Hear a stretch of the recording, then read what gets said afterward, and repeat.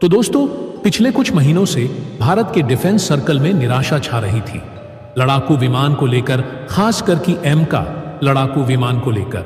और दरअसल आखिरकार 2024 की सबसे मोस्ट अवेटेड और सबसे ज्यादा बड़ी खबर सामने आ चुकी है, जिसका इंतजार हम सभी लोगों को था, क्योंकि हमारे पड़ोसी देश लगातार भारत को निशाना बनाए हुए हैं, जिसके कारण भारत की टेंशन और भी ज्यादा बढ़ गई थी।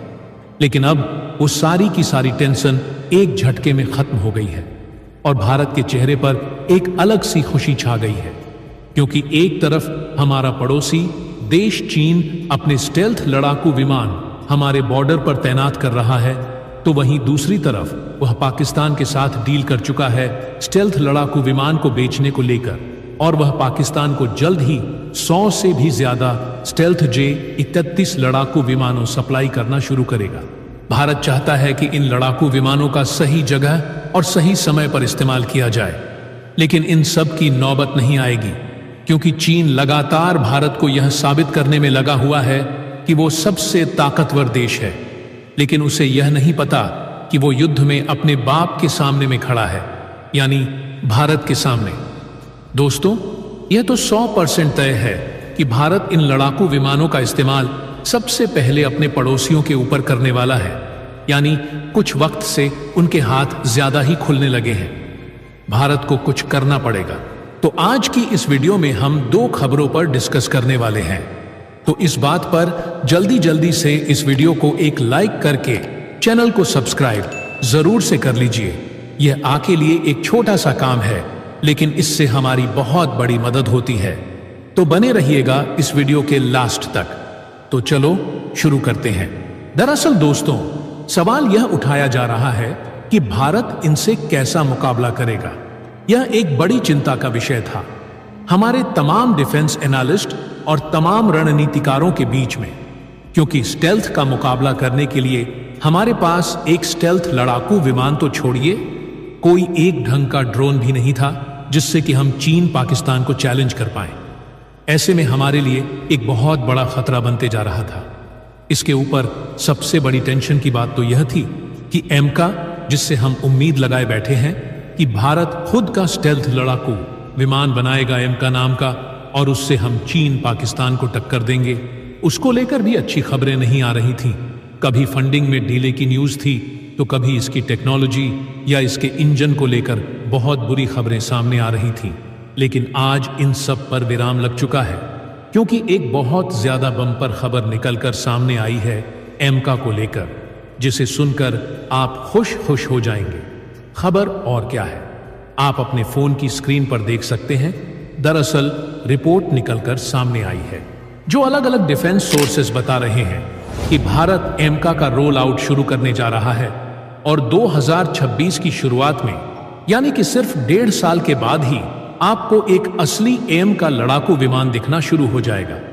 इतना ही नहीं, भारत अब इसे इतना फास्ट ट्रैक करने जा रहा है कि हर एक 6 से लेकर 8 महीनों के बीच में आपको एक और एम का स्टेल्थ लड़ाकू विमान देखने को मिलेगा।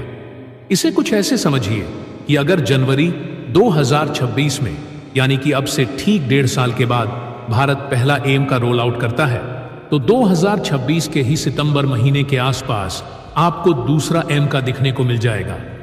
फिर 2027 के मार्च में आपको तीसरा एम का देखने को मिलेगा। जो ये शुरुआती एम का लड़ाकू विमान होंगे, हम इनकी टेस्टिंग भी जल्द ही शुरू कर देंगे, जिसके बाद इनके प्रोडक्शन की तैयारी शुरू कर दी जाएगी। वो भी मां प्रोडक्शन की ओर। बताया जा रहा है कि ये भारत के लिए बहुत ज्यादा बड़ी खुशखबरी है, क्योंकि अभी तक अंदाजा यह लगाया जा रहा था कि भारत का अमका 2028 में रोल आउट होगा, यानी कि पहला अमका हमें 2028 में देखने को मिलेगा। लेकिन अब भारत इसे स्पेस पर बनाएगा कि ये आपको 2026 के शुरुआत में देखने को मिल जाएगा, यानी कि 2 साल पहले ही। हालांकि बात करें कि ये सेना में कब तक आएगा, तो देखिए, रोल आउट होने के कम से कम 1.5 से लेकर 2 सालों के बाद तक इसकी टेस्टिंग चलती रहेगी, क्योंकि जो लड़ाकू विमान होते हैं उनकी टेस्टिंग थोड़ी लंबी चलती है। एटलीस्ट 1.5 से लेकर 2 साल का वक्त तो कम से कम आप मानकर चलिए, और इसीलिए आप मानकर चलिए कि भारत चाहे कितनी भी जल्दी क्यों ना कर दे, 2028 में ही इसका सेना में इस्तेमाल शुरू हो पाएगा। यानी कि सेना चीन पाकिस्तान के खिलाफ इसे 2028 के शुरुआत तक ऑपरेशनल कर सकती है, अगर भारत बहुत तेजी से काम करता है तो।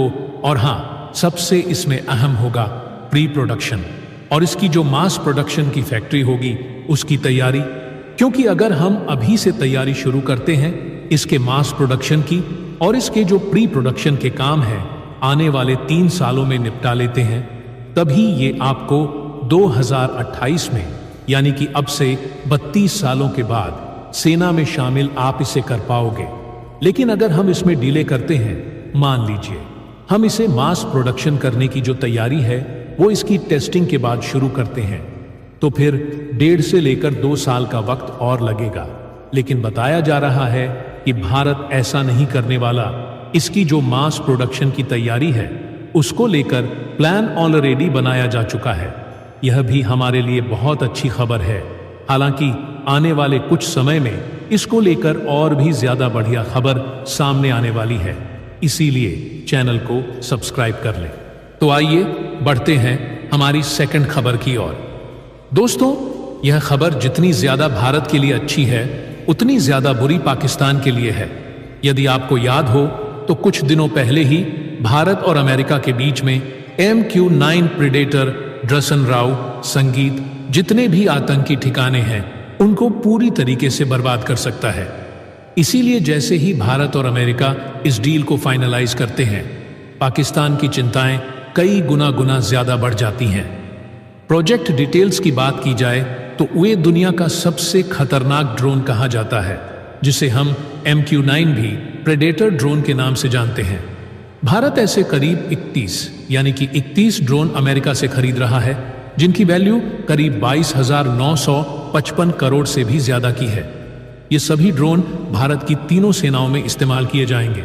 लेकिन अब भारत और अमेरिका ने इस नई डील को एक बार फिर से मॉडिफाई कर दिया है। एक नया प्रस्ताव पेश किया गया है जिसमें कहा गया है कि हम चाहते हैं कि इन नए ड्रोसरा के अंदर लेकर के आया जाए, लेकिन इनकी ताकत को बढ़ाने के लिए स्वदेशी तकनीकों का इस्तेमाल किया जाए। यानी कि भारत ने इनडायरेक्टली अमेरिका के सामने यह प्रस्ताव रख दिया है कि इनका प्रोडक्शन हम भारत के अंदर करना चाहते हैं। डिफेंस एक्सपर्ट्स का भी मानना है कि इस प्रस्ताव से भारत को जो डोमेस्टिक ड्रोन प्रोडक्शन है इसमें काफी ज्यादा मदद मिलेगी और भारत के जो नए स्टार्टअप्स हैं जो अभी सिर्फ बेसिक ड्रोसरा का काम कर रहे हैं, वो इस तरीके के किलर ड्रोसरा सकते हैं। फिलहाल अमेरिका से आने वाले 31 ड्रोन की डील्स पर कोई भी फर्क नहीं पड़ने वाला है, लेकिन हमारी सेनाओं को इससे भी ज्यादा डोनर्स की जरूरत है और हम इतना ज्यादा इंपोर्ट नहीं करा सकते। इसीलिए डोमेस्टिक प्रोडक्शन पर फोकस किया जा रहा है। जानकारी के लिए आपको बता दें कि पहले आने वाले इन ड्रोन को चेन्नई में IS, राजाजी गुजरात के पोरबंदर में नौसेना इनका परिचालन करने वाले हैं। वहीं वायुसेना और आर्मी इन्हें गोरखपुर और सरवासा एयरफोर्स बेस पर संचालित किया जाएगा।